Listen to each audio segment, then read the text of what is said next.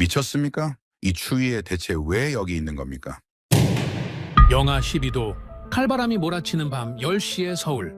28년간 전 세계의 겨울 도시를 설계해온 스웨덴의 권위자는 눈앞의 광경을 믿지 못했습니다. 그의 고향 스톡홀름이라면 상상도 못할 일이죠. 영하 15도면 오후 3시에 이미 도시가 마비됩니다. 상점은 셔터를 내리고 거리는 죽은 듯 고요해지죠. 그것이 그가 평생 배워온 유럽의 상식이었습니다. 하지만 대한민국 서울은 달랐습니다. 자정을 향해 가는 시간, 살을 에이는 추위 속에서도 지하철은 쉼없이 돌아가고 식당마다 불야성을 이룬 채 사람들의 웃음소리가 터져 나옵니다. 그는 떨리는 목소리로 물었습니다. 이 나라 사람들 정체가 뭡니까? 어떻게 이 날씨에 행복할 수 있죠? 북유럽의 자존심이라 불리던 28년 경력의 전문가를 단 3주 만에 무릎 꿇게 만든 나라. 유럽의 모든 도시 설계 공식을 송두리째 뒤엎어버린 한국만의 비밀은 무엇이었을까요? 전 세계가 경악한 대한민국 겨울의 진실, 지금 바로 공개합니다. 잠깐 지금 이 이야기를 어디에서 듣고 계신지 댓글로 알려주세요. 본 영상을 시청하신 후 이야기가 감동적이었다면 구독과 좋아요도 부탁드립니다. 그럼 바로 시작할게요. 한국. 거기서 뭘 배워? 스톡홀름 공항 비즈니스 라운지. 동료의 질문에 저는 속으로 생각했습니다. 1인당 GDP 스웨덴 58,000달러. 한국 35,000달러. 최저 온도 스톡홀름 영하 30도. 서울 영하 15도. 저들이 저한테 뭘 가르쳐 줄 수 있겠어? 글쎄요. 아마 제가 가르쳐 주러 가는 거겠죠. 저는 비행기 티켓을 가방에 넣으며 웃었습니다. 제 이름은 라스 베르그만. 스웨덴 예테보리에서 태어나 28년간 유럽의 겨울 도시 인프라를 설계해온 엔지니어입니다. 영하 30도에서도 작동하는 난방 시스템, 폭설에도 끄떡없는 도로 설계, 겨울을 견디는 법이라면 누구보다 잘한다고 자부했습니다. 10년 전 스톡홀름에서 만난 한국인 엔지니어가 한국, 겨울 인프라는 다릅니다라고 했던 말이 문득 떠올랐습니다. 하지만 그때도 저는 믿지 않았습니다. 그런 저에게 영하 15도, 서울은 농담처럼 느껴졌습니다. 하지만 인천공항에 내리는 순간 그 농담은 악몽으로 바뀌기 시작했습니다. 인천공항, 새벽 1시. 사람들이 걷고 있었습니다. 식당이 만석이었습니다. 편의점 불이 환하게 켜져 있었습니다. 이상한데 저는 작게 중얼거렸습니다. 스톡홀름이었다면 이 시간엔 공항도 한산합니다. 직원 외엔 아무도 없습니다. 새벽 1시면 모든 상점이 닫고 사람들은 집으로 향합니다. 그런데 여기는 달랐습니다. 24시간 식당 앞에 사람들이 줄 서 있었습니다. 편의점에선 직장인으로 보이는 사람이 도시락을 데우고 있었습니다. 서점이 열려 있었습니다. 마사지 숍에도 불이 켜져 있었습니다. 심지어 심야버스 안내판에는 10분 후 출발이라고 적혀 있었습니다. 새벽 1시에 버스가 다닌다고? 저는 고개를 저었습니다. 스톡홀름 공항 셔틀버스는 밤 11시면 끊깁니다. 택시 승강장으로 걸어가는데 전광판이 보였습니다. 인천국제공항, 세계공항 서비스 평가 12년 연속 1위. 12년 연속. 저는 코웃음을 쳤습니다. 마케팅은 잘하네. 속으로 생각하며 택시를 탔습니다. 호텔 어디세요? 택시 기사가 물었습니다. 강남입니다. 아, 멀진 않아요. 한 40분. 창밖을 봤습니다. 고속도로였습니다. 새벽 1시 30분. 차들이 꽤 많이 다니고 있었습니다. 다들 야근을 하나? 워라벨이 없나 봐. 불쌍하네. 그때 제설 차량 3대가 나란히 도로를 지나갔습니다. 저는 눈을 의심했습니다. 저거, 제설차인가요? 지금 눈 안 오는데요? 기사가 웃었습니다. 내일 눈 온다고 해서요. 미리 염화칼슘 뿌려요. 눈 오기 전에요? 네. 그럼 눈이 안 쌓이거든요. 저는 할 말을 잃었습니다. 스웨덴은 눈이 쌓인 후에 치웁니다. 눈 오기 전에 뿌린다는 건 상상도 못했습니다. 예방 제설? 도로는 깨끗했습니다. 밤인데도 가로등이 밝았고 차선이 선명했습니다. 고속도로 휴게소마다 불이 켜져 있었습니다. 저 휴게소들 24시간인가요? 네. 새벽에도 사람 많아요. 저는 속으로 생각했습니다. 이 사람들 언제 자지? 호텔에 도착했습니다. 밤 2시 10분. 프론트 직원이 환하게 웃으며 맞아주었습니다. Welcome to SEO. 체크인 도와드릴게요. 영어 발음이 좀 어색했지만 친절했습니다. 저는 속으로 생각했습니다. 역시 아시아는 아시아야. 친절은 한데 기술은. 방에 짐을 풀고 창문을 열었습니다. 찬바람이 확 들어왔습니다. 영하 12도. 확실히 춥습니다. 하지만 아래 거리를 보니 사람들이 여전히 걷고 있었습니다. 밤 2시가 넘었는데도요. 편의점 불이 켜져 있었습니다. 치킨집에서 배달 오토바이가 나왔습니다. 24시간 찜질방 간판에 불이 환하게 빛났습니다. 밤 2시에 치킨 배달? 저는 스마트폰을 꺼내 스톡홀름 시간을 확인했습니다. 저녁 6시 10분. 이 시간이면 스톡홀름은 이미 어둡습니다. 해가 오후 3시에 지거든요. 사람들은 집에서 저녁을 먹고 있을 겁니다. 창밖을 다시 봤습니다. 서울은 새벽 2시인데도 살아있었습니다. 저는 노트를 꺼내 적었습니다. 첫인상 생각보다 발전했다. 하지만 워라밸이 없어 보인다. 사람들이 너무 늦게까지 일한다. 불쌍하다. 그리고 덧붙였습니다. 3주 후 스톡홀름 돌아가면 역시 유럽이 최고라고 말할 것 같다. 저는 노트를 덮고 침대에 누웠습니다. 내일부터 시작될 컨설팅이 기대되지 않았습니다. 이미 답을 알고 있었으니까요. 이 사람들한테 유럽식 인프라를 알려주면 되겠지. 하지만 다음날 아침, 그 생각은 산산조각 나기 시작했습니다. 다음날 아침 7시, 호텔 로비에서 서울시청 담당자를 만났습니다. 안녕하세요, 박사님. 저는 김민수 과장입니다. 젊은 직원이 악수를 청했습니다. 아침 드셨어요? 시청 가기 전에 식사하시죠. 저는 시계를 봤습니다. 7시 10분. 식당이 열려 있을까 싶었지만 고개를 끄덕였습니다. 지하철로 가시겠어요? 지하철이요? 밖은 영하 12도였습니다. 유럽 같으면 택시를 타거나 차량 지원을 요청할 온도입니다. 네. 호텔에서 바로 연결돼 있어요. 따라오세요. 무슨 말인지 이해가 안 됐지만 그를 따라 엘리베이터를 탔습니다. 김 과장이 비상 버튼을 눌렀습니다. 지하 3층. 문이 열렸습니다. 저는 그 자리에서 얼어붙었습니다. 거리였습니다. 지하 3층에 거리가 있었습니다. 양쪽으로 상점들이 끝도 없이 이어졌습니다. 국밥집, 분식집, 카페, 빵집. 아침 7시인데 사람들이 줄을 서 있었습니다. 여기가 뭡니까? 지하 식당가요. 출근 전에 아침 드시는 분들 많아요. 저는 천천히 걸었습니다. 천장 높이가 4m는 됐습니다. 조명은 자연광에 가까웠습니다. 이건 지하가 아니라 지상거리잖아. 한 국밥집 앞을 지나갔습니다. 김이 모락모락 피어올랐습니다. 정장 입은 직장인이 신문을 보며 식사하고 있었습니다. 저 사람들 출근 전에 지하에서 아침을 먹는 건가요? 김 과장이 웃었습니다. 네, 회사 가는 길에 있잖아요. 식당만 있는 게 아니었습니다. 은행, 우체국, 안경점, 약국, 심지어 구청 민원실까지. 이게 다 지하 3층에 있는 겁니까? 네, 생활하는 데 필요한 건 거의 다 있어요. 저는 입을 다물 수가 없었습니다. 런던에도 지하상가가 있습니다. 파리에도 있습니다. 하지만 이 정도 규모는 본 적이 없었습니다. 박사님, 강남역 지하상가 한번 걸어보시죠. 김 과장이 앞서 걸었습니다. 복도가 이어졌습니다. 의류 가게, 액세서리 가게, 화장품 가게. 사람들이 쇼핑하고 있었습니다. 여기 길이가 얼마나 되죠? 이 구간만 약 800m요. 신논현역까지 연결돼 있어요. 800m를 지하로요? 네, 더 긴 곳도 있어요. 시청에서 동대문까지는 2.8km예요. 저는 걸음을 멈췄습니다. 2.8km요? 네, 걸어서 30분이요. 비 와도, 눈 와도 안 맞고 갈 수 있죠. 저는 속으로 계산했습니다. 스톡홀름 중앙역 지하상가가 200m, 2800m면 14배입니다. 이게 언제 만들어진 겁니까? 1970년대요. 시청 지하상가가 1967년에 처음 생겼어요. 1970년대.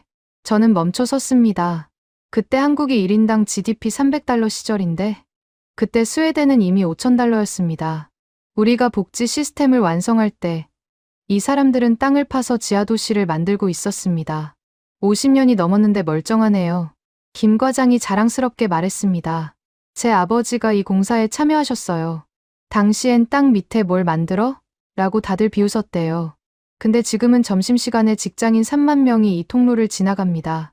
3만 명. 한 구간으로 2.8km를. 처음 보는데 한 카페 앞을 지나갔습니다. 노트북을 펼친 사람, 책을 읽는 사람.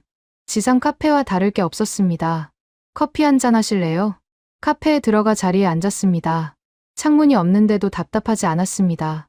이 사람들 여기가 지하인 걸 의식하나요? 김 과장이 웃었습니다. 글쎄요. 너무 익숙해서요. 너무 익숙해서. 스톡홀름에서 지하는 피하는 공간입니다. 어둡고 불편한 곳입니다. 그런데 여기 사람들은 지하에서 커피를 마십니다. 쇼핑을 합니다. 지하가 일상의 공간이 된 겁니다. 커피를 마시고 다시 걸었습니다. 강남역 하루 유동인구가 얼마나 될까요? 23만 명이요. 세계에서 가장 많은 지하철역 중 하나죠. 대부분 이 지하상가를 거쳐가요. 23만 명. 아침 8시. 출근하는 사람들이 빠르게 걷고 있었습니다. 하지만 급하지 않았습니다. 추운 밖을 피해 따뜻한 지하를 걷는 겁니다. 지하철 개찰구를 통과했습니다. 플랫폼으로 내려가는 에스컬레이터를 탔습니다. 스크린 도어가 설치되어 있었습니다. 전 구간에 이거 전부 스크린 도어인가요? 네. 안전하잖아요. 스톡홀름 지하철엔 스크린 도어가 없습니다. 런던 오래된 노선에도 없습니다. 비용이 엄청나게 들거든요. 그런데 이 나라는 해냈습니다. 전동차가 들어왔습니다. 문이 열리자 따뜻한 공기가 흘러나왔습니다. 난방이 적절했습니다. 곧 도착이에요. 시청 건물도 여기랑 바로 연결돼 있어요. 밖으로 안 나가도 된다는 말인가요? 네. 지하 통로로 바로 들어가요. 저는 할 말을 잃었습니다. 호텔에서 나와 지하 식당가를 걷고 지하 상가를 지나 지하철을 타고 시청 건물까지 단 한 번도 바깥 공기를 마시지 않았습니다. 영하 12도의 찬바람을 한 번도 맞지 않았습니다. 저는 노트를 꺼내 적었습니다.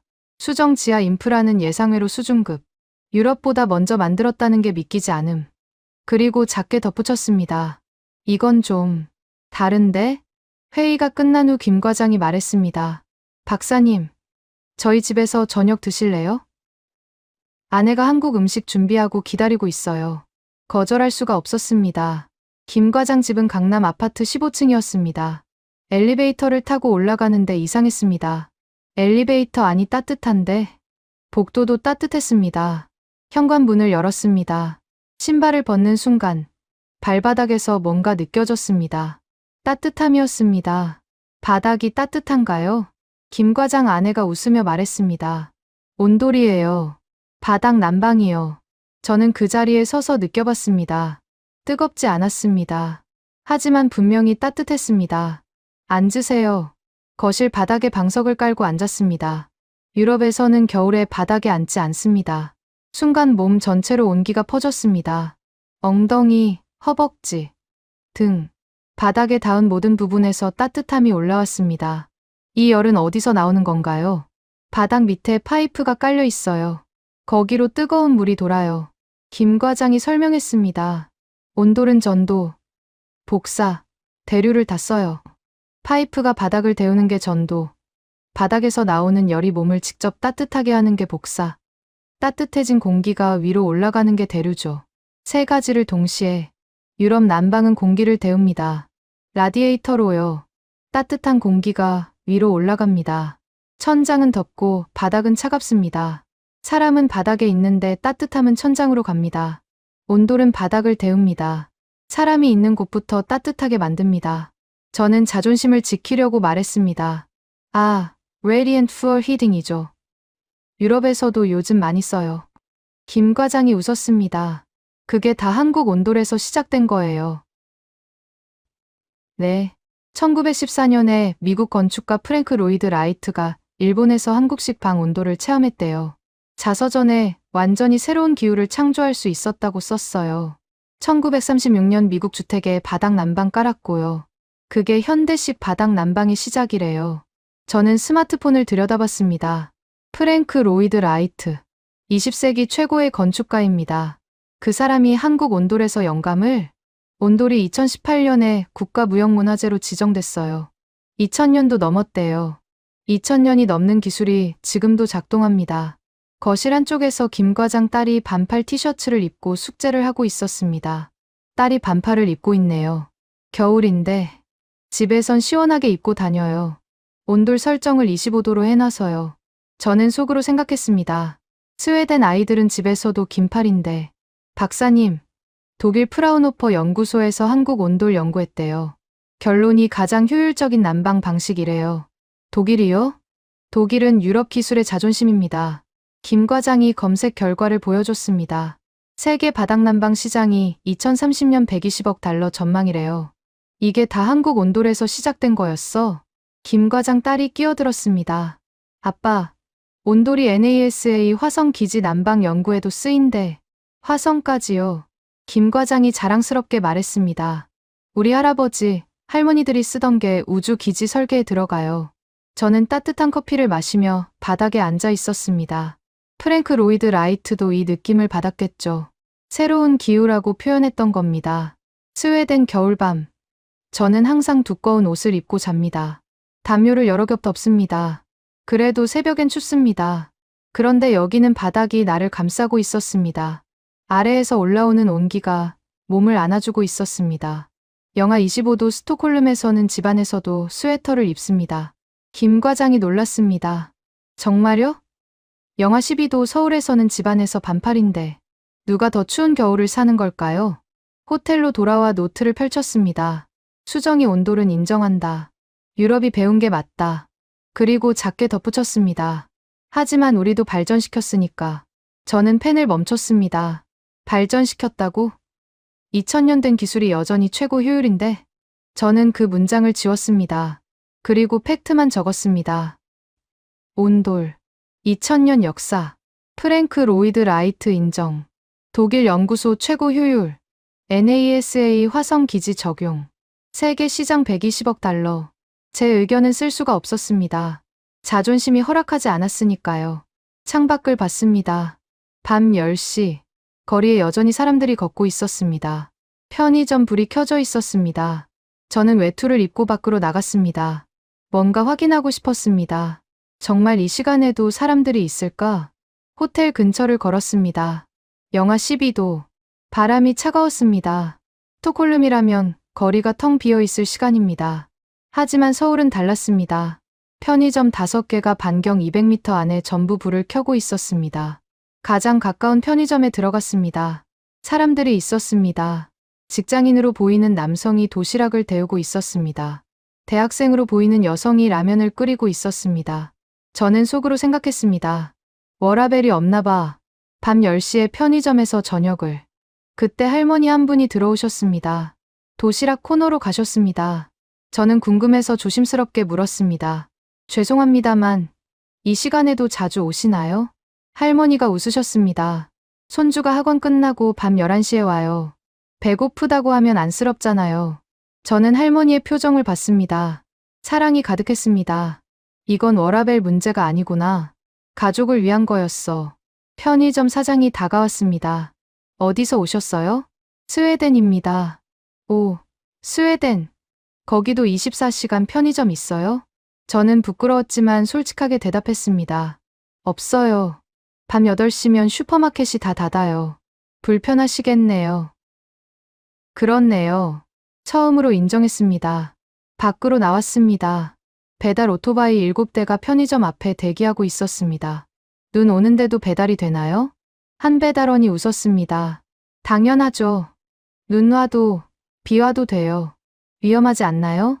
그래서 정부가 안전배달 정책 만들었어요. 배달원 보험 의무화하고 헬멧 보조금 주고 악천 후엔 배달료도 올려주고요. 스웨덴은 눈 5cm만 와도 배달이 중단됩니다. 그런데 여기는 시스템을 만들어서 가능하게 했습니다. 다른 편의점으로 걸어갔습니다. ATM이 있었습니다. 택배 보관함이 있었습니다. 공과금 납부 단말기가 있었습니다. 편의점이 단순 가게가 아니었습니다. 생활 인프라 허브였습니다. 길 건너편에서 택배 기사를 봤습니다. 새벽 12시가 넘었는데 일하고 계셨습니다. 이 시간에도 배송하세요? 택배 기사가 웃었습니다. 명절 선물 시즌이거든요. 누군가는 해야죠. 택배 상자를 보니 메모가 붙어 있었습니다. 아빠 몸조리 잘하세요. 저는 가슴이 뭉클했습니다. 호텔로 돌아와 노트북을 켰습니다. 검색했습니다. 한국 배달 시장 규모 20조 원. 배달 가능 음식 종류 300종 이상. 평균 배달 시간 30분. 비교 검색했습니다. 스웨덴 배달 시장 규모. 계산기를 두드렸습니다. 한국이 15분의 1. 더 검색했습니다. 아마존, 쿠팡 로켓 배송 벤치마킹. 한국 새벽 배송. 세계 최초. 저는 창밖을 봤습니다. 스톡홀름은 지금 새벽 5시입니다. 아무도 없습니다. 모든 가게가 닫혀 있습니다. 서울은 새벽 1시입니다. 편의점 불이 켜져 있습니다. 배달 오토바이가 다닙니다. 택배 기사가 일합니다. 저는 노트에 적었습니다. 수정삼 24시간 인프라는 우리가 배워야 한다. 이건 기술이 아니라 시스템이다. 유럽은 이걸 못한다. 처음으로 유럽이 못한다고 적었습니다. 그리고 작게 덧붙였습니다. 누가 더 선진국이지? 저는 펜을 멈췄습니다. 그 질문에 답할 수가 없었습니다. 침대에 누웠습니다. 잠이 오지 않았습니다. 자꾸 생각났습니다. 지하 3층 도시, 2.8km 지하상가, 2000년 된 온돌, 24시간 편의점, 새벽 배달, 손주 기다리는 할머니, 누군가는 해야죠 라던 택배 기사. 저는 천장을 보며 중얼거렸습니다. 이 나라는 뭐지? 28년간 유럽이 최고라고 믿었습니다. 하지만 3일 만에 그 확신이 흔들리고 있었습니다. 다음 날 토요일, 김 과장이 제안했습니다. 박사님, 명동 구경하시겠어요? 주말이라 사람 많지만 한국 겨울 문화 보시기 좋아요. 저는 고개를 끄덕였습니다. 명동역에서 나왔습니다. 오후 2시, 영하 12도, 거리가 사람들로 가득했습니다. 이 추운데 쇼핑을? 스톡홀름이었다면 사람들이 집에 있을 온도입니다. 하지만 여기는 달랐습니다. 커플들이 손을 잡고 걷고 있었습니다.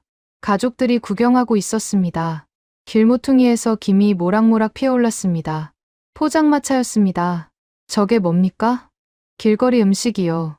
한번 드셔보세요. 저는 속으로 생각했습니다. 길거리 음식. 비위생적이지 않나? 유럽은 다 실내 레스토랑인데. 하지만 사람들이 줄을 서 있었습니다. 포장마차 앞에서 뜨거운 국물을 마시고 있었습니다. 할아버지 한 분이 어묵을 팔고 계셨습니다. 하나 주세요. 종이컵에 담긴 국물을 받았습니다. 뜨거웠습니다. 손이 녹았습니다. 한 모금 마셨습니다. 몸이 녹았습니다.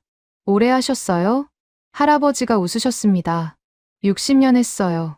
6.25 때 피난민들한테 따뜻한 국물 주려고 시작한 게 여기까지 왔지. 저는 숙연해졌습니다. 전쟁 때요? 네. 그때 7살이었어요. 피난길에 어머니가 주먹밥 싸주신 게 마지막 따뜻한 밥이었죠. 그때 맹세했어요.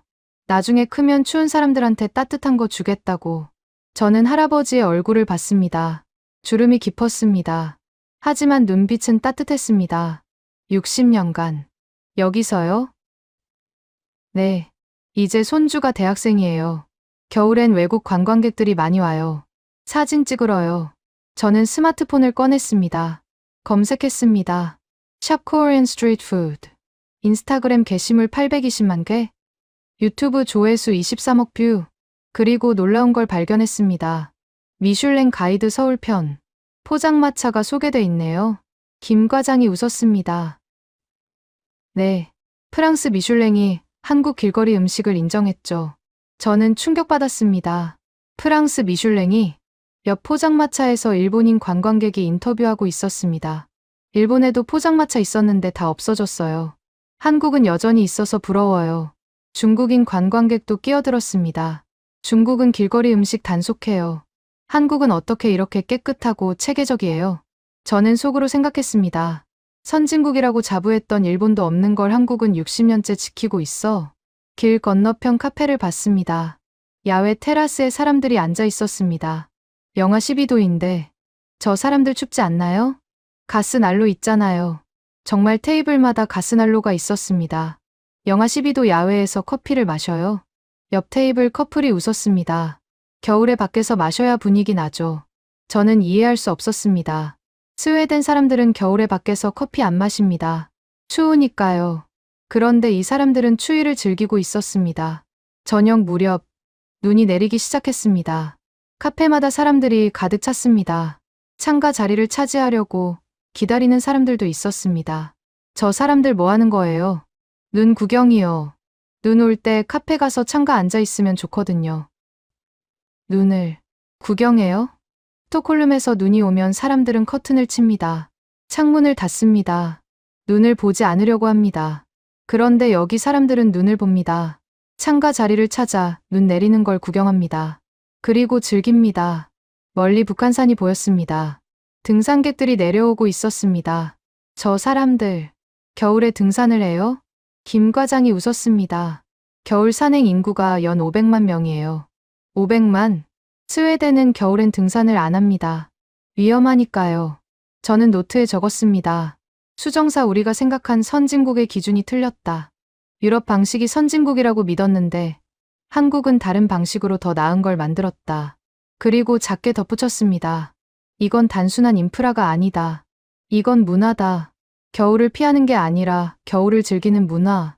호텔로 돌아오는 길. 아파트 단지 앞을 지나갔습니다. 경비 아저씨가 계단에 염화칼슘을 뿌리고 계셨습니다. 회사에서 시켜서 하세요? 경비 아저씨가 웃었습니다. 아니요. 할머니들 넘어지시면 큰일이잖아요. 제가 알아서 해요. 지나가던 할머니가 인사하셨습니다. 고맙습니다. 덕분에 안전해요.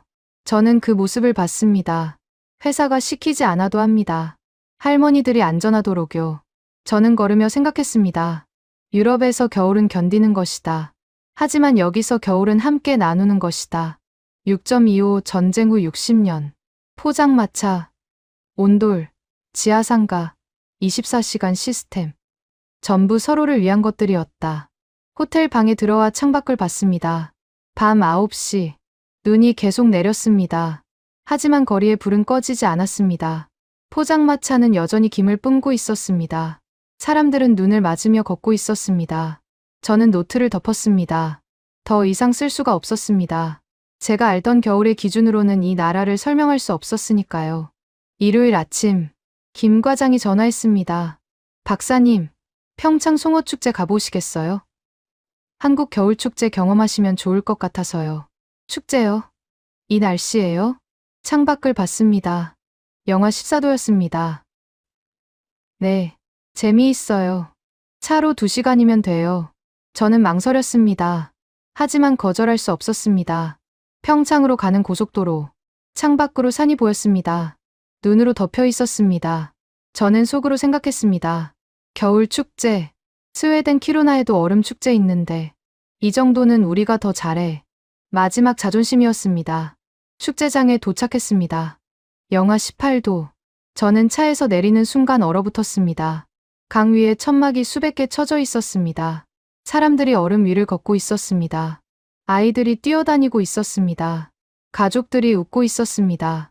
입구에 플래카드가 보였습니다. CNN 선정 세계 7대 겨울 불가사에. 그 아래 작은 글씨. 연간 방문객 120만 명. 저는 멈춰 섰습니다. 120만 명이요? 김 과장이 자랑스럽게 말했습니다. 네, 작년 기록이에요. 키루나 얼음축제는 5천 명인데 24배? 얼음낚시 체험장으로 갔습니다. 구멍이 뚫린 얼음판 위에 앉았습니다. 낚싯대를 받았습니다. 추우시죠? 텐트 안에 휴대용 난로 있어요. 정말 각 텐트마다 작은 난로가 있었습니다. 얼음 위인데 따뜻했습니다. 옆자리 할머니가 물었습니다. 처음이시죠? 재밌을 거예요. 30분쯤 지났을 때 낚싯줄이 당겼습니다. 송어였습니다. 주변 사람들이 박수를 쳤습니다. 저는 웃었습니다. 영하 18도 얼음 위에서 저는 웃고 있었습니다. 축제장을 걸었습니다. 썰매장이 있었습니다. 아이들이 소리 지르며 내려왔습니다. 얼음 조각 전시가 있었습니다. LED 조명이 빛났습니다. 먹거리 부스가 있었습니다. 군고구마를 샀습니다. 손에 쥐니 손난로가 됐습니다. 한입 베어 물었습니다. 달콤했습니다. 따뜻했습니다. 관리 책임자를 만났습니다. 60대 남성이었습니다. 30년 전 처음 시작할 때 어땠나요? 그가 웃었습니다. 외국 컨설턴트가 그랬어요. 얼음 위에서 축제, 미쳤어? 위험해. 라고요. 저는 얼굴이 빨개졌습니다. 그 컨설턴트, 어느 나라 분이었나요? 독일 사람이었어요. 저는 할 말을 잃었습니다. 근데 계속하셨군요. 네. 우리 지역 겨울엔 일자리가 없었거든요. 젊은이들 다 서울 갔죠. 그래서 겨울을 돈 버는 계절로 만들어야겠다 싶었어요. 결과는요? 1회 방문객 3,000명, 30회 방문객 120만 명. 400배 늘었죠. 400배요? 네. 지역 경제 효과가 연 500억 원이에요. 겨울 일자리도 2,300개 생겼고요. 저는 고개를 끄덕였습니다. 비웃음 받았지만 결국 성공했네. 저녁 무렵 축제장에 조명이 켜졌습니다. LED 조명이 얼음 아래에서 빛났습니다. 밤에도 운영해요? 네. 밤 9시까지요. 9시까지요? 키로나 축제는 오후 3시면 끝납니다. 해가 지니까요. 그런데 여기는 밤 9시까지 운영합니다. LED 조명으로 얼음을 밝히면서요. 화장실에 갔습니다. 임시 시설인데 온수가 나왔습니다. 임시 화장실인데 온수가? 네. 쉰개 설치했어요. 겨울이라 따뜻해야죠. 저는 놀랐습니다. 임시 시설에 온수 시스템을 갖춘 겁니다. 120만 명을 위해서요. CNN 촬영팀이 보였습니다. 미국 리포터가 카메라 앞에서 말하고 있었습니다. This is unbelievable. 영하 18도에서 100만 명이 즐기고 있습니다. 이것이 한국이 세계에 보여주는 겨울의 기적입니다. 저는 그 모습을 봤습니다. 영어권 언론이 극찬하고 있었습니다. 김 과장이 말했습니다. 화천 산천어 축제는 110만 명, 태백 눈축제는 80만 명이에요. 한국 겨울축제 전체 방문객이 연 500만 명 넘어요. 500만 명. 외국인 방문객만 50만 명이요. 일본, 중국, 동남아에서 한국 겨울 체험 패키지로 와요. 저는 주변을 둘러봤습니다. 가족들이 웃고 있었습니다. 연인들이 사진을 찍고 있었습니다. 할아버지가 손주 손을 잡고 얼음 위를 걷고 있었습니다. 이 사람들은 겨울을 문제가 아니라 자원으로 봅니다. 추우니까 얼음이 얼고, 얼음이 있으니까 축제를 하고, 축제가 있으니까 사람들이 모입니다. 겨울이 돈 버는 계절이 된 겁니다. 서울로 돌아오는 차 안. 저는 창밖을 봤습니다. 해가 지고 있었습니다. 노트를 꺼냈습니다. 항복한다. 짧게 적었습니다. 한국이 겨울 인프라에서 유럽보다 앞섰다. 이건 인정할 수밖에 없다. 그리고 덧붙였습니다. 30년 전 독일 컨설턴트가 미쳤어? 라고 했다. 하지만 지금은 CNN이 기적이라고 한다. 120만 명이 찾아온다. 500억 원 경제 효과. 2,300개 일자리. 이건 단순한 축제가 아니다. 이건 겨울을 정복한 나라의 승리다. 저는 노트를 덮었습니다. 더 이상 변명할 수 없었습니다. 28년 경력의 자존심은 이미 무너졌습니다. 월요일 오후 삼성역 코엑스 답사가 예정되어 있었습니다. 지하철을 타고 가며 저는 속으로 생각했습니다. 코엑스는 쇼핑몰이겠죠. 토론토 PATH랑 비슷할 겁니다. 적어도 이건 유럽도 있다고 말하고 싶었습니다. 마지막 남은 자존심이었습니다. 삼성역에서 내려 김 과장을 따라 지하 통로를 걸었습니다. 5분쯤 걸었을 때 눈앞에 거대한 공간이 펼쳐졌습니다. 3층 높이의 서점이 보였습니다. 책장이 천장까지 이어져 있었습니다. 그 옆엔 영화관이 있었고 조금 더 가니 아쿠아리움 입구가 나왔습니다. 저는 멈춰 섰습니다. 이게 다 지하라는 게 믿기지 않았습니다. 천장이 높았고 자연광처럼 밝았고 사람들로 붐볐습니다. 마치 지상 쇼핑몰 같았습니다. 아니, 어쩌면 지상보다 더 쾌적했습니다. 바람도 없고 비도 눈도 없으니까요. 김 과장이 설명했습니다. 여기서 현대백화점까지 지하로 연결되어 있고 그 다음엔 오피스 빌딩까지 이어진다고 했습니다. 실내에서만 1.5km를 이동할 수 있다고 했습니다. 저는 그 말을 듣고 천천히 걸어봤습니다. 서점을 지나 통로로 들어갔습니다. 백화점이 나왔습니다. 다시 통로를 따라갔습니다. 오피스 빌딩 로비가 나왔습니다. 단 한 번도 외투를 입을 필요가 없었습니다. 단 한 번도 밖으로 나가지 않았습니다. 비가 와도 눈이 와도 바람이 불어도 상관없는 공간이었습니다. 점심시간이 되자 김 과장 팀 직원 한 명이 자리에서 일어났습니다. 점심 사러 다녀오겠다고 했습니다. 20분쯤 지나서 돌아왔는데 외투를 입지 않은 채였습니다. 손에는 따뜻한 국밥이 들려 있었습니다. 저는 물었습니다. 어디 갔다 왔느냐고요. 직원은 웃으며 대답했습니다. 지하 푸드코트에 다녀왔다고요. 외투 없이요. 제가 다시 묻자 그는 당연하다는 듯 말했습니다. 지하로 연결되어 있어서 입을 필요가 없다고요. 회사에서 은행까지, 병원까지, 마트까지, 식당까지 전부 지하나 실내 통로로 이어져 있었습니다. 또 다른 직원이 웃으며 말했습니다. 겨울에 외투를 거의 안 입는다고요. 출근할 때 한 번 입고 회사에 도착하면 벗는다고요. 퇴근할 때까지 밖에 나갈 일이 없으니까요. 저는 그제야 이해했습니다. 이 사람들에게 겨울은 외투를 입는 계절이 아니었습니다. 따뜻한 공간에서 따뜻한 공간으로 이동하는 계절이었습니다. 오후에는 여의도로 이동했습니다. IFC몰에서 김 과장이 설명을 이어갔습니다. 여기서 63빌딩까지 지하 통로와 2층 스카이브리지로 연결되어 있다고 했습니다. 총거리가 2.3km라고 했습니다. 비가 와도 눈이 와도 한 번도 밖에 나가지 않고 이동할 수 있다고 했습니다. 저는 호텔로 돌아와 노트북을 켰습니다. 며칠간 조사한 자료를 정리했습니다. 세계 주요 도시의 지하 연결망을 비교한 표였습니다. 서울은 200km가 넘었습니다. 토론토 PATH는 30km였습니다. 몬트리올은 33km였습니다. 도쿄는 구간마다 단절되어 있었습니다. 서울이 압도적인 1위였습니다. 2위인 토론토의 거의 7배였습니다. 저는 김 과장에게 물었습니다. 이게 언제부터 만들어진 거냐고요. 그는 1960년대부터 시작해서 60년간 계속 확장해왔다고 대답했습니다. 60년 계획. 저는 그 말에 할 말을 잃었습니다. 60년 전 이 나라 사람들은 미래를 봤습니다. 눈 오는 날, 비 오는 날, 추운 날에도 사람들이 안전하게 이동할 수 있도록 지하를 팠습니다. 김 과장이 통계 자료를 보여줬습니다. 지하철 역사 300개, 지하상가 연결 구간 127개소, 건물 지하 연결 2847개, 하루 이용 인구가 850만 명이라고 했습니다. 850만 명. 스톡홀름 전체 인구가 100만 명입니다. 서울은 매일 스톡홀름 인구의 8배가 넘는 사람들이 지하 연결망을 이용하고 있었습니다. 저는 스마트폰으로 검색했습니다. 독일 건축가가 국제 컨퍼런스에서 발표한 자료가 나왔습니다. 서울은 지상 도시와 지하 도시가 동시에 작동하는 유일한 메가시티입니다라고 적혀 있었습니다. 독일 건축가가 인정한 겁니다. 유럽 기술의 자존심인 독일이요. 싱가포르 도시계획가의 발표문도 찾았습니다. 우리도 시도했지만 실패했습니다. 서울만큼 복잡한 연결망을 구축하려면 최소 50년 계획이 필요합니다라고 써 있었습니다. 아시아 선진국의 대표인 싱가포르도 못했다는 겁니다. 저는 의자에 깊이 앉았습니다. 창밖을 봤습니다. 서울 거리가 보였습니다. 사람들이 걷고 있었습니다. 차들이 다니고 있었습니다. 평범한 도시 풍경이었습니다. 하지만 이제는 알았습니다. 이 도시는 지상만이 아니었습니다. 지하에 또 하나의 도시가 살아 숨쉬고 있었습니다.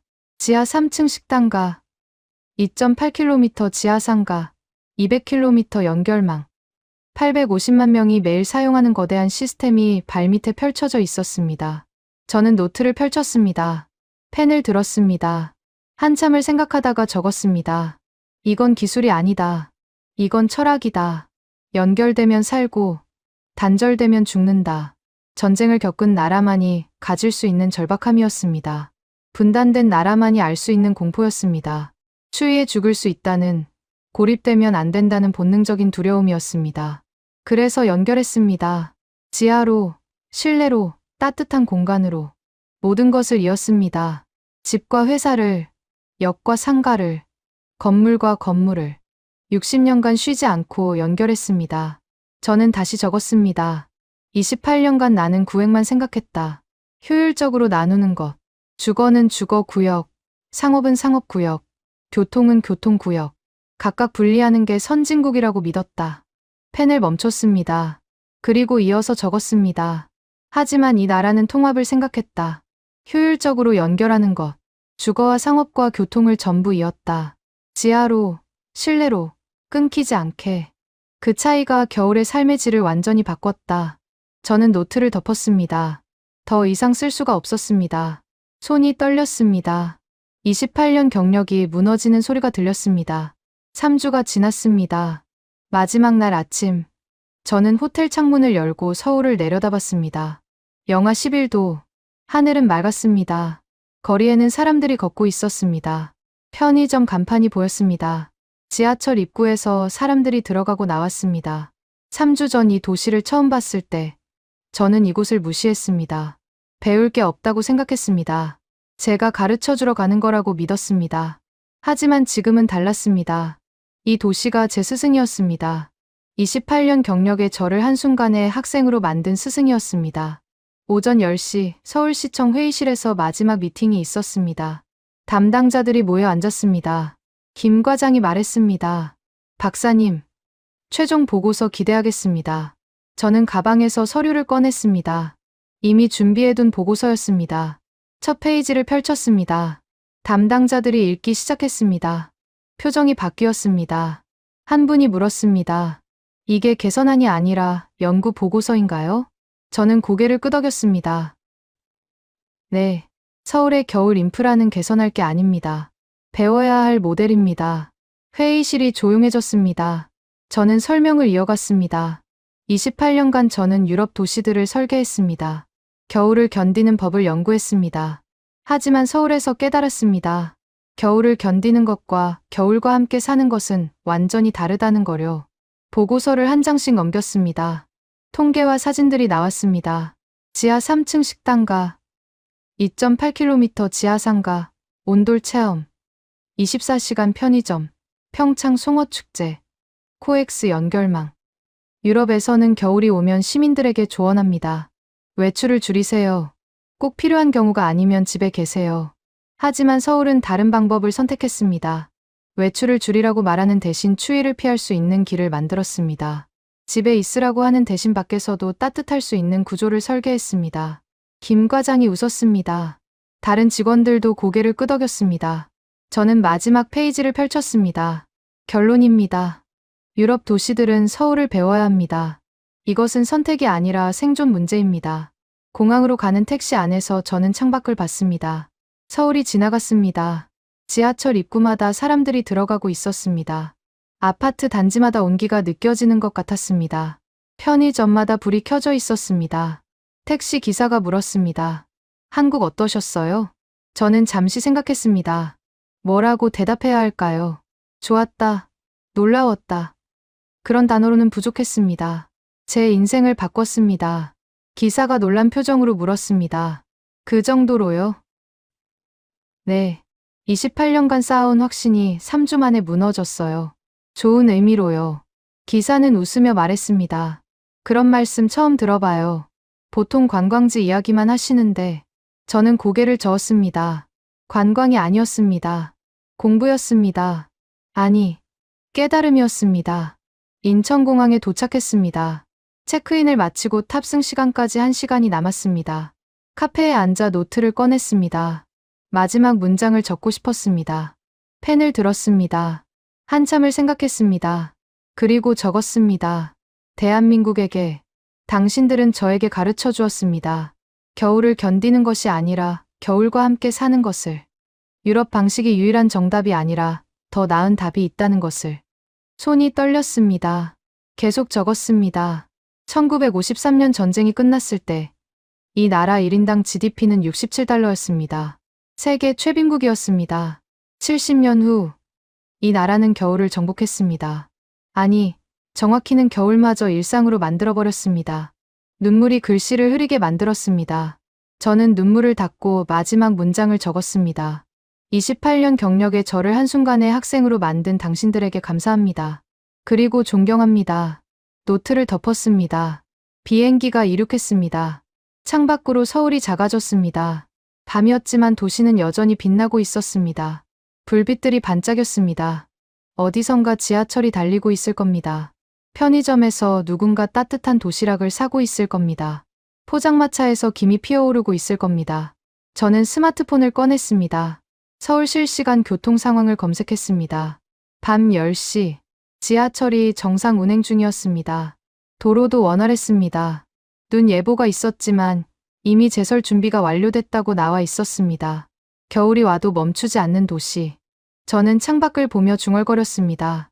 안녕, 서울. 고마워요. 12시간 후 스톡홀름에 도착했습니다. 영하 19도. 오후 3시인데 이미 어두워지고 있었습니다. 해가 일찍 지는 겨울이었습니다. 공항 밖으로 나왔습니다.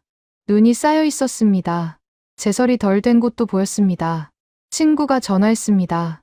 라스, 한국 어땠어? 저는 잠시 망설였습니다. 뭐라고 설명해야 할까요?